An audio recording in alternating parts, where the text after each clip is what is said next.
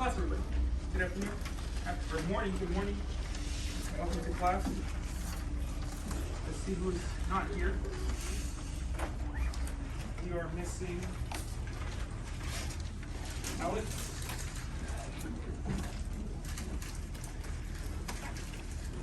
We are missing Brian.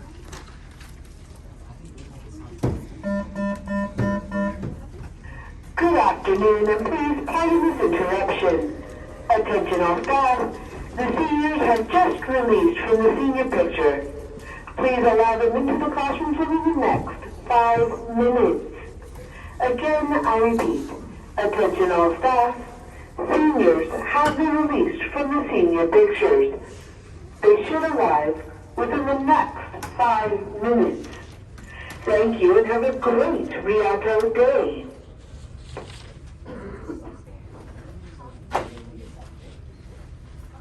How can nationalism jeopardize it? How can it affect the country next week?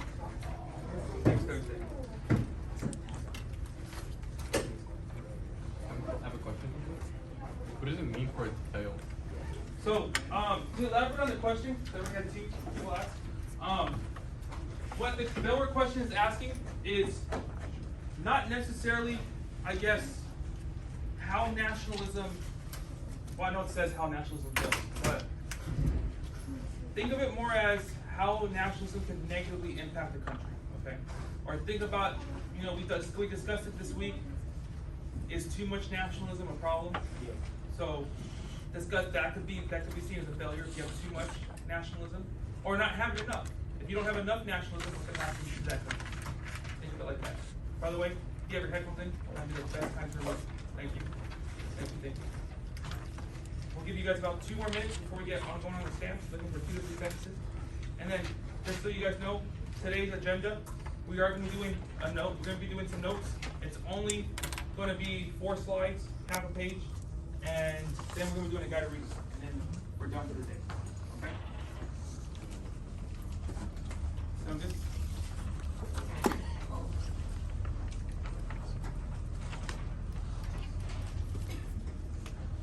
So you are going to need your laptops out eventually, and you are going to need your notebooks out. You grab your stamp. Here, give you about another 2 minutes. 2 minutes.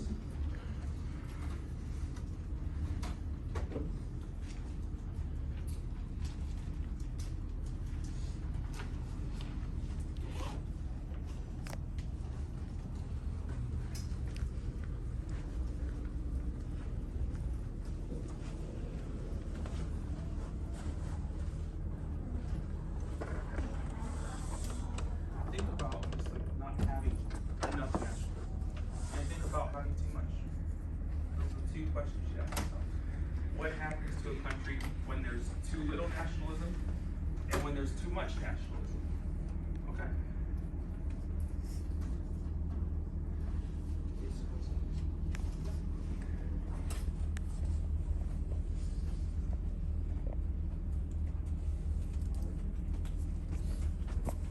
One more minute. Just asking for 2 to 3 sentences. No less than 2. Try not to give you no more than 3.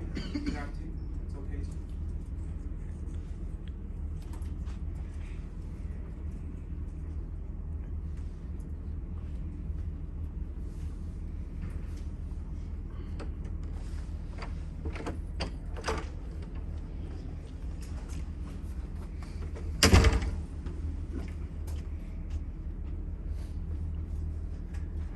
Start stamping on the right side of the classroom.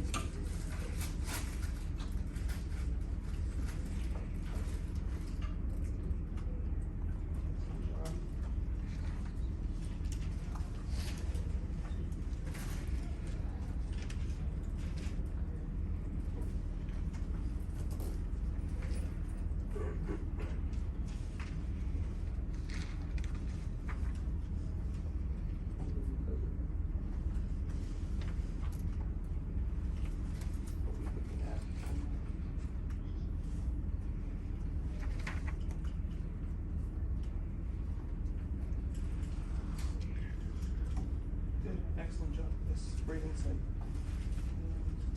Do that one more time. Matt.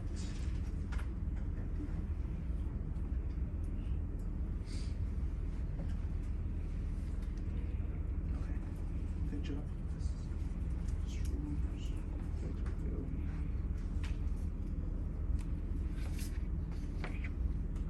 Excellent job.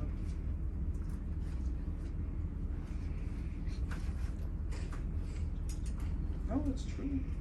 Just need a little to a direct example, but that's true. Good job.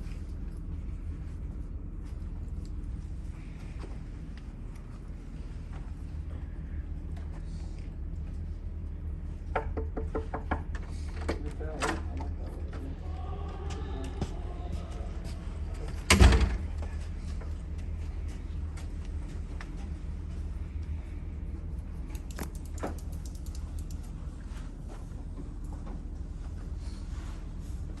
Jose.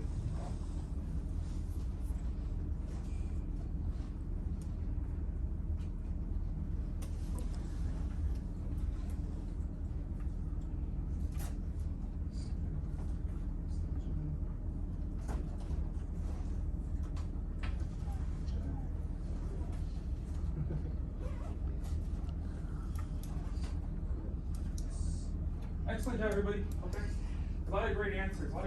So everyone should feel confident when they get called on, because honestly, if I stamp your paper, if I stamp the majority of everyone's paper, all your answers are awesome.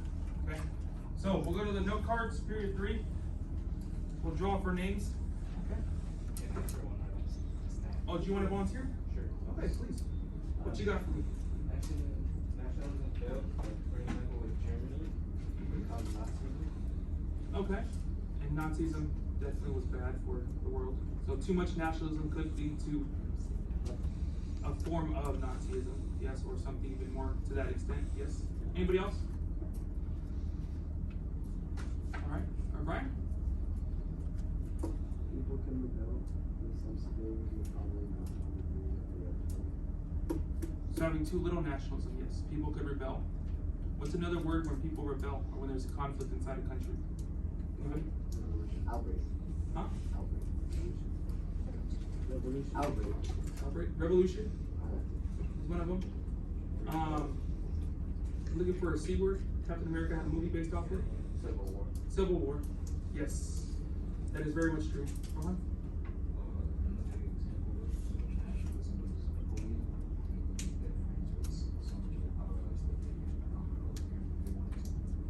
Yeah, that's actually very much true.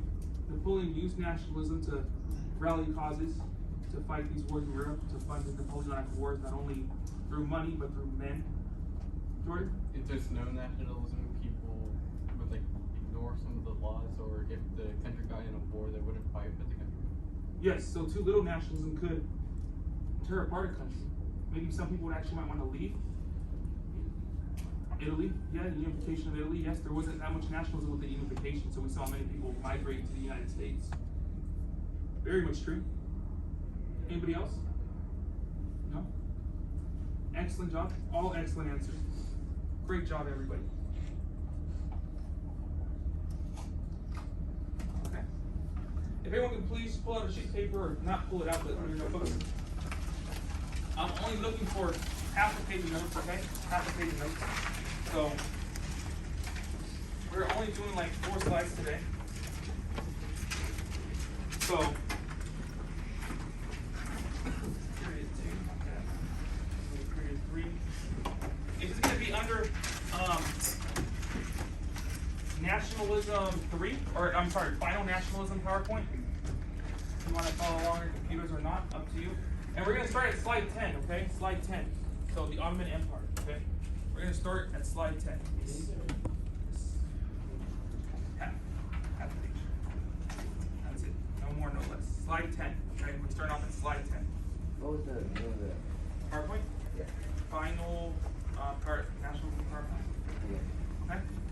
Let's start at slide 10. Okay? We're going to talk about the Ottoman Empire.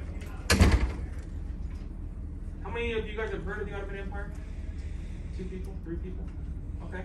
Excellent job. 4 people. Okay. Like to see it. but a majority of us haven't heard of the Ottoman Empire, which is fine. Okay. Today I'm gonna briefly review who they were, and briefly introduce content based off their handling of their nationalism and their empire. Okay, so the Ottoman Empire. Okay, so they were founded in 1299. Okay, by Osman I, and he was a Turkish tribal leader. Okay, the Ottoman Empire includes Egypt, Greece, modern-day Turkey, Israel, and other great nations such as like Syria as well. Okay, and they were located in Southeast Europe and the Middle East. Okay, and in the Middle East. All right.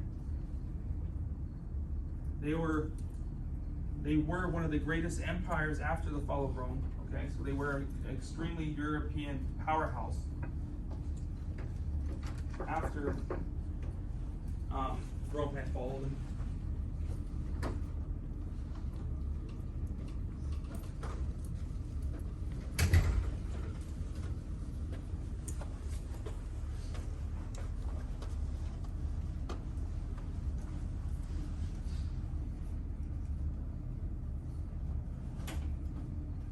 Anybody still need the slide going once?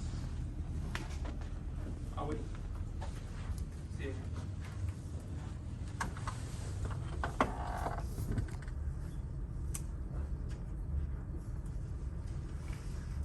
The Ottoman Empire, though, is still pretty famous around. They have a Netflix show called The Rise of the Ottoman Empire. Pretty good show.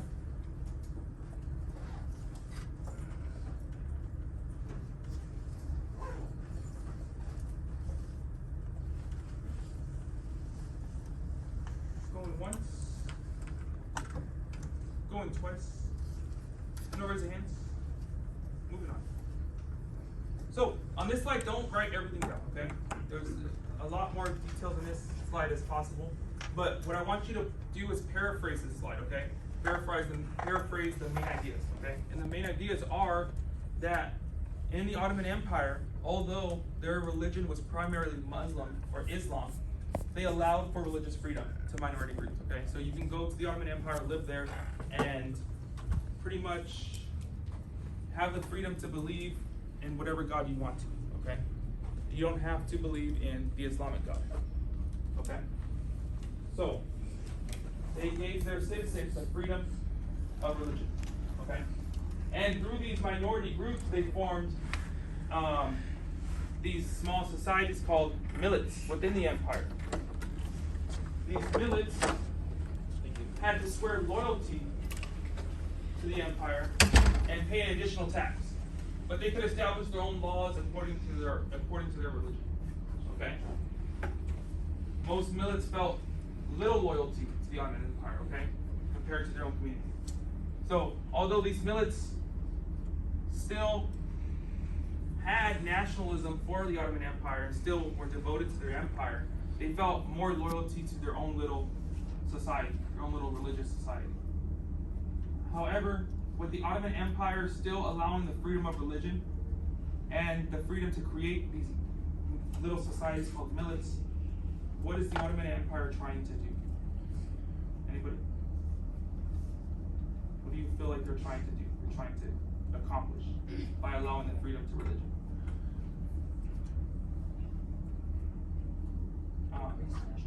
Increase nationalism. Yes, Giovanni. Excellent job.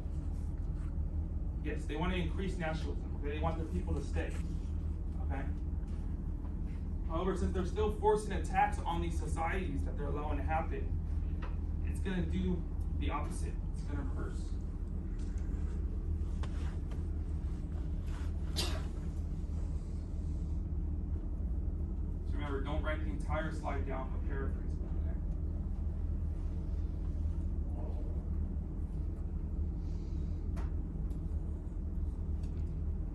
Yes, sir. This square adults would get paid so that you try to say that to make it over. I don't know the word though. So each millet had to swear loyalty to the empire and pay additional That's tax. a word for it. for to pay additional tax. Or for swearing loyalty. Swearing loyalty, that would be Val. you said what? Vouch? Oh, vow. Make a vow. Yeah. I mean, that could be another way to interpret it. They were just, I guess, not necessarily oppressed, but they were, I think they wanted to worship their own religion. They still had to swear loyalty to the empire. Because this for the empire shows that it's Like a pledge. a pledge. Okay, a pledge is another good word for it, yes. But by doing this, the Ottoman Empire assures their continued support and devotion. However, a lot of things can be faked. Going once? I'll wait.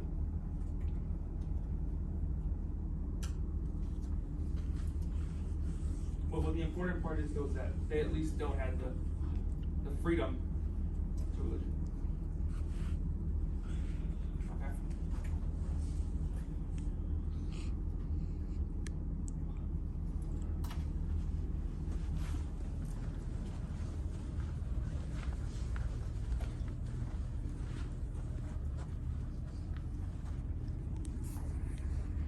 Gotta move on.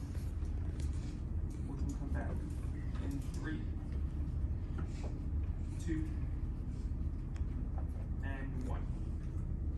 Don't write nothing on this one. It's just giving you a clearer picture from the last slide, okay? But Muslim ethnic minorities such as the Arabs and the Kurds were not part of the millet system, okay? But they still developed their own nationalistic feelings, okay? The issue was that by allowing these minorities to form groups, societies within the Ottoman Empire, within civilization, the issue was that these societies were gaining more nationalism for them individually, rather than for the empire itself. This is what's going to be the downfall and take us to, in the 1800s, the Ottoman lost numerous amounts of territory. Okay, so as nationalism spread throughout Europe, you see nationalism spread in Great Britain, France, through the German unification, stuff like that. In the 1800s, the Ottoman Empire lost much of its territory. Okay, they lost actually quite a bit. It lost Greece, Egypt, and Serbia to wars of independence. Okay, to revolutions. These countries wanted to become an independent nation outside of the Ottoman Empire. Isn't that end up like nationalism? Yes, Yeah, it did. nationalism, but not in the way the Ottoman Empire wanted. Yeah. Nationalism for Greeks, for Egyptians. So, the process of the Ottoman Empire losing all of this land, they nicknamed the sick man, huh? Then it's a failed nationalism? It is an example of failed nationalism within the Ottoman Empire. Okay? And they're nicknamed the sick man of Europe. Okay? And in your notes, I would underline the sick man of Europe, circle it, box it, highlight it, do all of the above, because it's very important. I wouldn't tell you if it wasn't going to be on your test, and I'm sure it'll be on your test. So highlight it, circle it. The sick man of Europe. Okay, the sick man of Europe. Write down what it means, and the meaning of it is it's the process or the time the Ottoman Empire lost various amounts of territory. Okay, they were to become labeled as the sick man of Europe. And that's the last slide. After you're done with that, you're done with the notes. Okay. But the sick man of Europe, underline it, highlight it, whatever you gotta do. Make sure it's important. Okay. Make sure you know it's gonna be important. And that will kill the PowerPoint. So, after we're done with the PowerPoint, after you're done copying your last thought or two, we're gonna move on to Google Classroom. So, if you don't have your computer out already after you're done, please pull your laptop out and open up to Google Classroom and open up to the classwork section. Are we doing it in a notebook? No, you do not need notebooks. Yeah. Everything else from now, for the vast majority of the class will be on. Okay? So,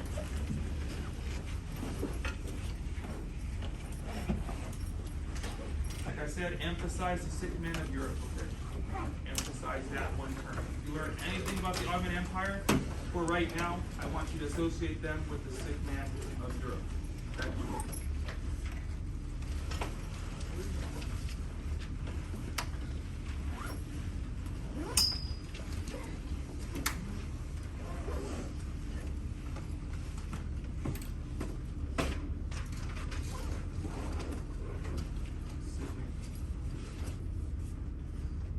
Alright, everyone open up to their classworks. Moving on. Going once. Going twice. And let's get your assignment posted, okay? So we're gonna exit the slideshow. Here. This assignment is due by the end of class, okay? It is not that much, I promise you. Something we'll all be able to do together. Okay?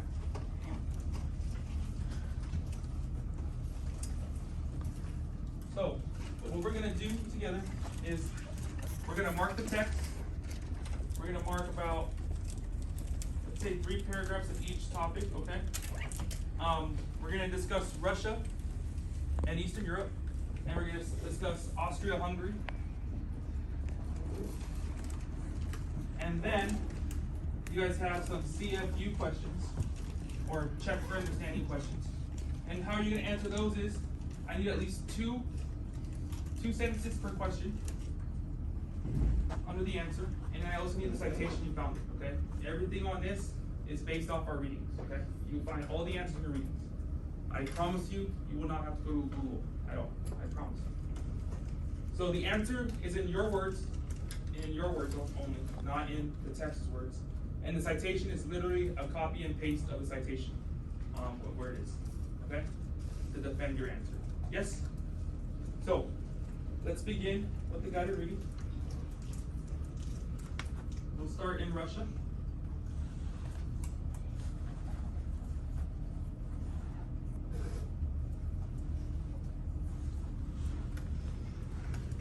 Make sure we make a legend. Okay.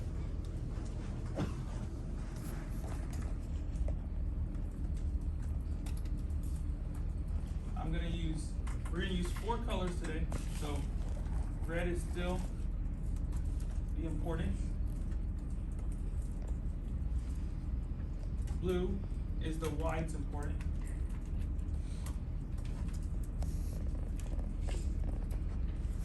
Orange is the names and date.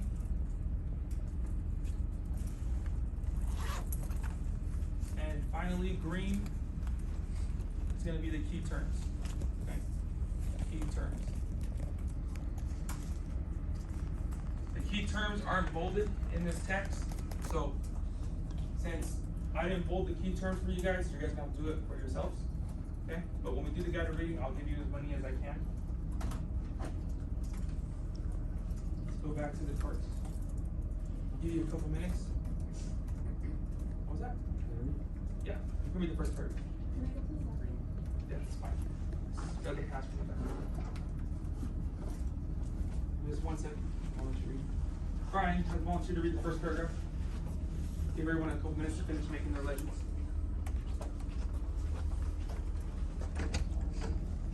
What color is the white? I made it blue. You can make whatever color you like. But I made it blue.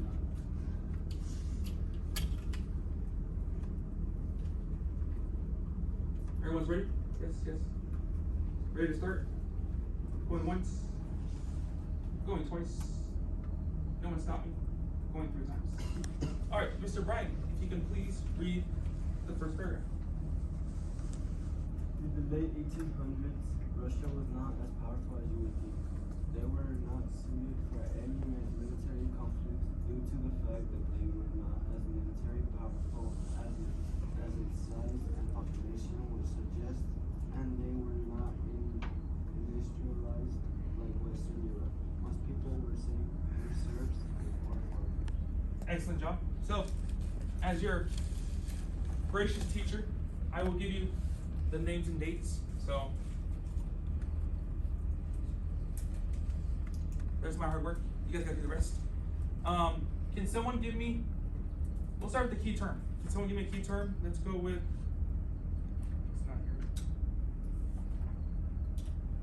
Jordan? Industrialized. Industrialized is a key term. Yes.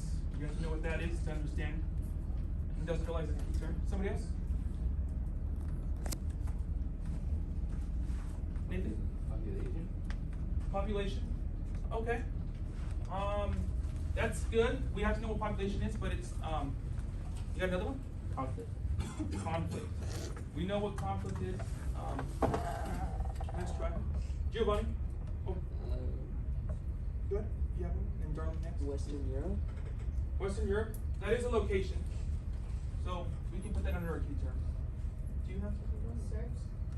Excellent job. Yes, serfs. Anybody know what a serf is? Peasant. Peasant. Yes. When you think serf, think peasant. Think Lover. yes. Third estate. I would probably say worse than the third estate, but yes. There are, think peasant, think poor. Okay? And I think we got them all. I think y'all got them all. Yes. And here. Can someone give me something important? Giovanni? Russia was not as powerful as you would think.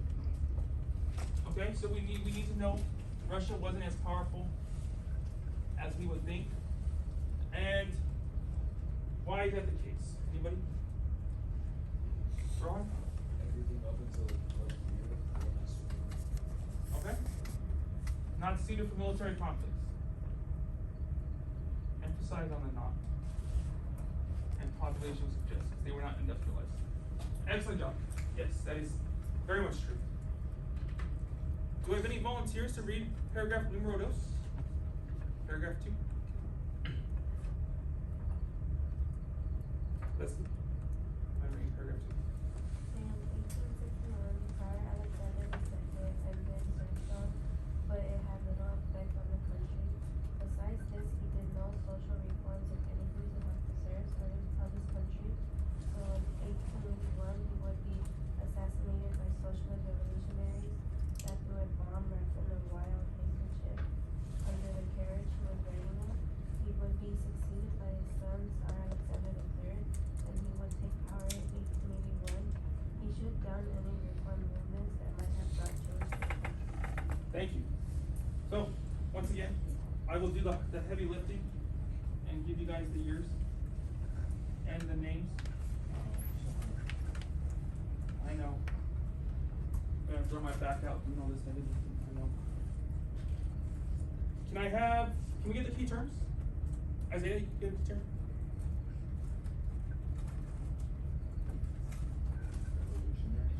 Revolutionaries? Okay. That is definitely a term we need to know. I wouldn't say it's essential to understanding, but you're on the right track though, Isaiah. Nathan?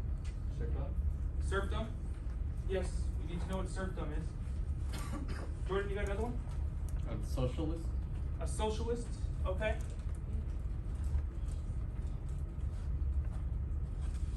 Socialist, okay. There's another one. It's like 2 words. Rowan? social reforms. Social reforms. Yeah, that's the one I am looking for. Excellent job. Yes, social reforms. And hold on you. Roman, can you give me something important, brother? Second paragraph. You got assassinated about socialists. That is important to know. I don't think it's important to understanding the nationalistic part, but you're on the right track. No. You have another one? Yeah. You shut down any reform movements. He shut down any reform movements. Yes. That is actually a why. Okay? So we know he shut down any reform movements. Okay? That is the why. The important, can someone give me the important parts of that why? Let's see. Omar, can you give me the important part to why he shut down any reform movements? What goes with that?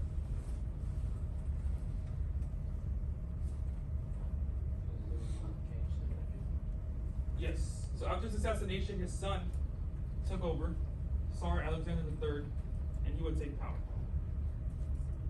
He was succeeded. Okay? Yes. And he shut down any reform movements that might have brought change to the country. Excellent job. And then there's one more important thing. There's not a why attached to it, there's an important part to that. Anybody? Edgar, can you help me out?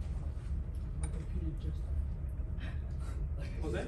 Social Mary that threw a bomb wrapped into a white finger shoe. That's important, but not important to understanding nationalism in Russia. But that's good. Rome? Social reforms? Yes, so we know Tsar Alexander II ended serfdom, but it had little effect on the country. And he didn't do no social reforms. Yes. Well, that was because. So I guess you did find out why. My bad. Because you did not find any social reforms. Okay? Excellent job. I'll give you guys a couple minutes to catch up with your citations before we move on to el número 3.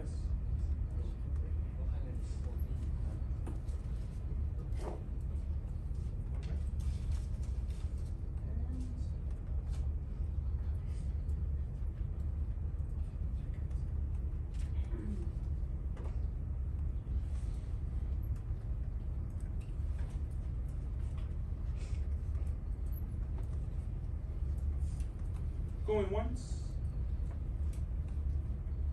going twice. If you need a picture, next time take it. And moving on. So there's two more paragraphs for you to read in Russia, and then you'll be done. We're gonna start with Austria-Hungary though, okay? And we're just gonna do one paragraph in Austria-Hungary, and then the rest of the class is yours to complete the 10 questions because they are due by the end of the period, okay? So, make sure you're following your same legend, okay? Let me just draw mine out real quick.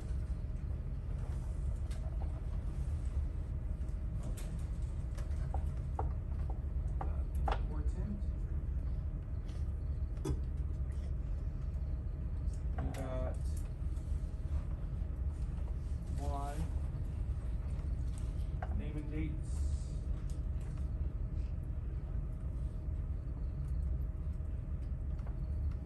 And we got key terms.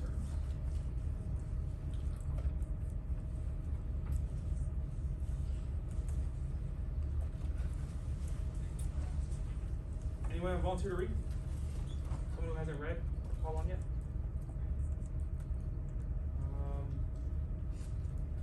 Calling anyone new? Heidi, do you mind reading the first paragraph of Austria-Hungary?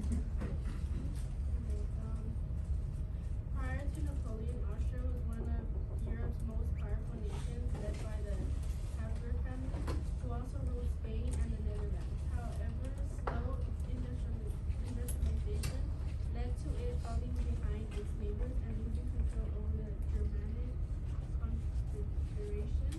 The slow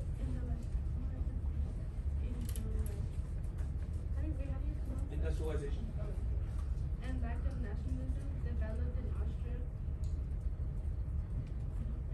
was a major contribution to the unification of Germany.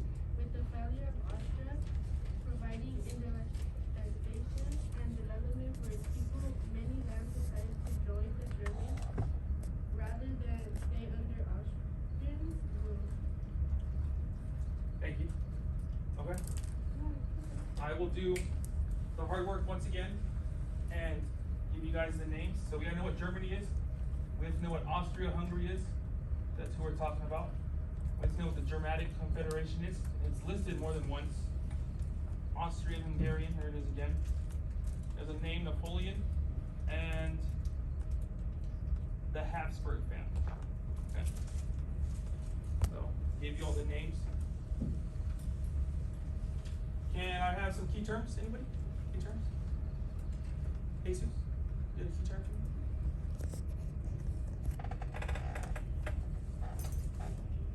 Unification. Yes, that is very much true. I'm gonna add to yours though. Unification of Germany. Okay? Very much true. Nathan? Industrialization. Industrialization. Excellent job. And that's twice. I feel like Wheel of Fortune. You're too young to know what that is. Anybody else? Mr. Jordan?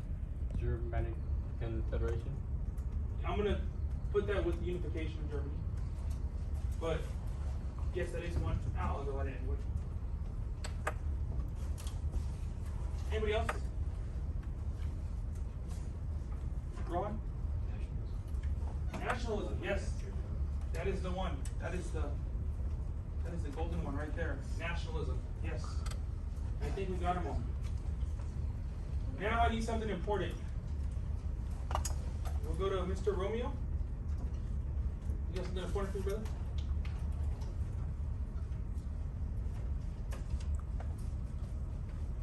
The slow industrialization and lack of nationalism developed in Austria was a major contribution to the unification of Germany. Yes. You read the one right out of my mind. That is exactly the one.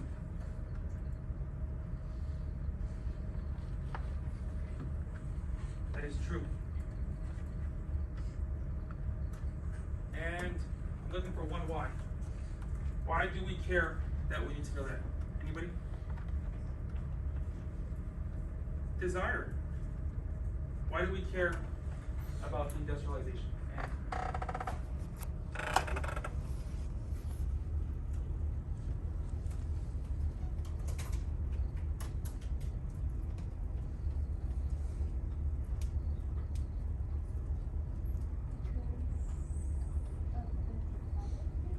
I'm sorry? Of the industrialization? Yes, that's true. What happens though? Why? They all. Anybody help her out? What happened to industrialization? Giovanni? With the failure of Austria-Hungary providing industrialization and development for its people, many lands decided to join the German Confederation rather than stay under Austrian-Hungarian rule. That is true. That is the one I'm looking for. Thank you. And with that being said, we are done with the guided reading. Okay? So I'll leave that up for a little bit longer. However, you do have the rest of the period to complete the 10 questions. To complete the 10 questions, 2 answers per question, 1 citation, and you guys also have to complete the rest marking of the text, okay, for the rest of the reading. After that, you're done for the day, okay? Sounds good? Alrighty, get to work. It's fine. Can you listen to music? That's fine. You can go.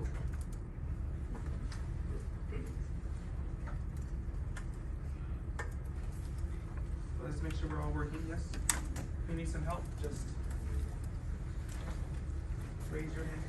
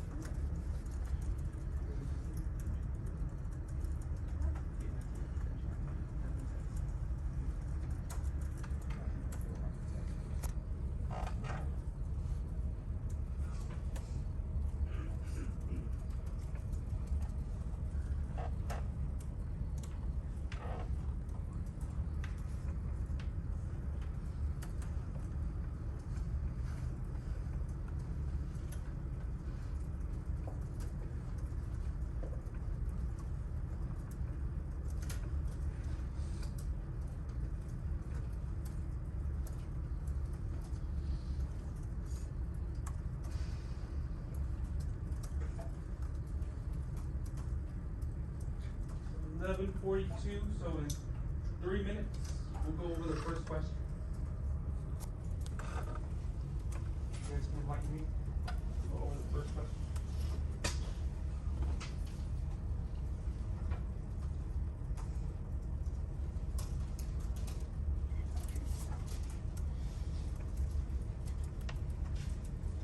Does anybody still need the board? Going once? Going twice?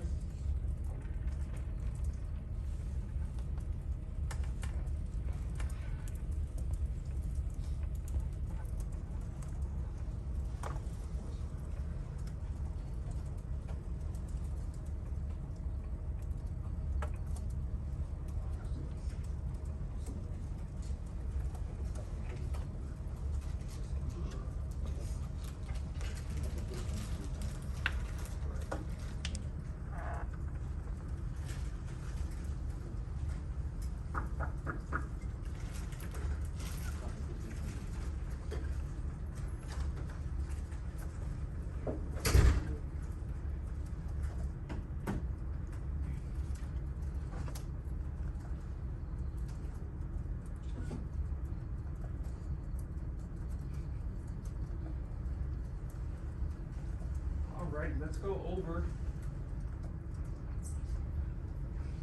the Russo, alright, I'm sorry, Russo. You see this? Okay, excellent. Alright, so number one. Mr. Burns? Thank you.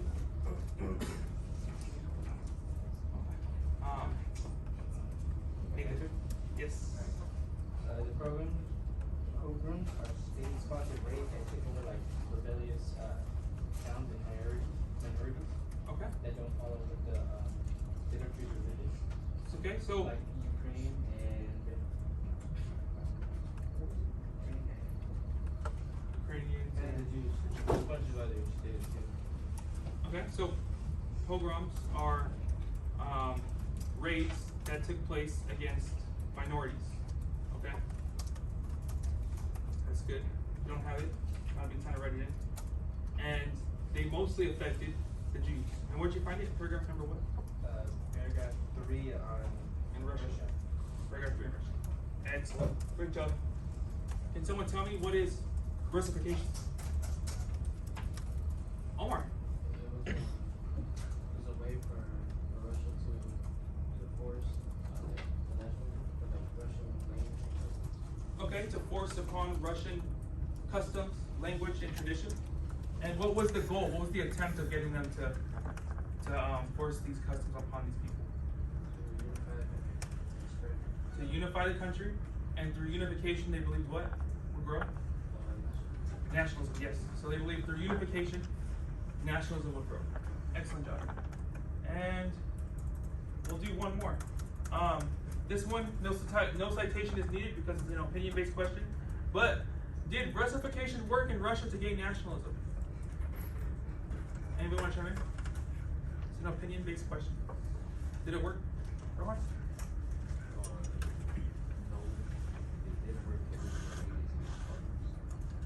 Huh? Okay, you're right. Makes sense. So it doesn't work. So it did work if they wouldn't need to resort to pogroms. Okay. So if it didn't create nationalism within their people, it created what? Jordan? Animosity? Animosity. I like it. It's a big word. I like it. Animosity. For those of us that don't know what can we say the word? Animosity. There you go. You all got me. A word I can't say. What else did it create? Yes. Tension. Tension is good. Tension. Well, it's not good, but Pressure. it's a good word. Pressure. Looking for an F word. Don't look at me like that. I'm looking for an F word. Something that happens around Halloween time.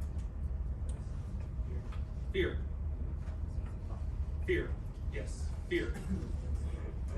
Okay. Fear is what happened. Ladies? Alrighty.